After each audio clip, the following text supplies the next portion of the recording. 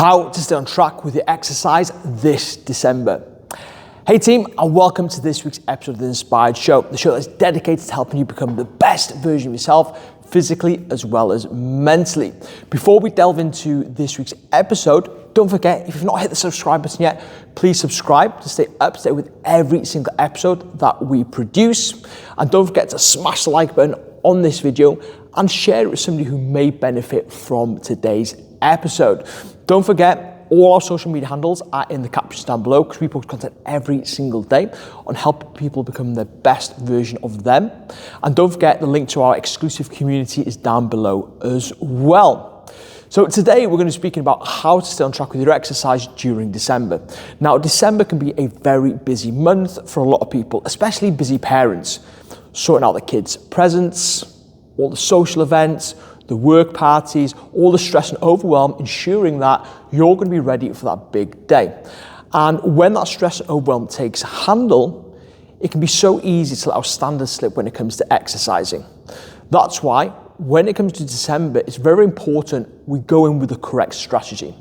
So we're going to give you a few key strategies that we can focus on this December to ensure that you stay on track with your exercise and in turn help you stay strong, fit and healthy, not just physically but mentally as well. So first things first is set realistic targets around your exercise. If you feel like exercising 4, 5, 6 times a week is too overwhelming and you're not going to get it done, then don't set yourself a target or put the pressure on your shoulders to achieve that. That's one of the biggest mistakes a lot of people do. They treat December like any other month when it comes to their exercise, and with all the best intentions, when they don't hit those workout targets, they feel like they're failing and they feel, what's the point in exercising whatsoever because I'm not hitting my targets, I'm already failing, I'll start again in January. So what I want you to do is reassess your expectations and the commitments you can do to exercise this month. I would say, realistically, how many times a week can you exercise? You might turn around and say, I can definitely exercise 2 times a week. So make that your target. Now, if you do more than that, it's a bonus. But because you set a lower target, it makes it much more manageable to hit a lower target and build momentum and keep those standards nice and high as we move through December. So that's the first most important thing. The second thing is, look for alternative workouts to what you're normally doing. Look for workouts that are quick and effective and you can get them done in a short amount of time. So with regards to weight training workouts, there's a few ways you can do this. You can do things like circuit training, where you take your weight training exercises and you place them back to back in circuit fashion, then resting at the end, rather than doing the traditional 3 sets of 10 with 60 seconds rest. So for example, you might do a full body circuit where you do a squat, into a shoulder press, into a lunge, into a seated row, into some sort of deadlift, into maybe a chest press, then have 60 seconds rest. That's one way of doing a weight training workout. You could do supersets, where you take 2 exercises and place them back to back of opposite muscles. So for example, you could do a chest press into a seated row, then have a rest.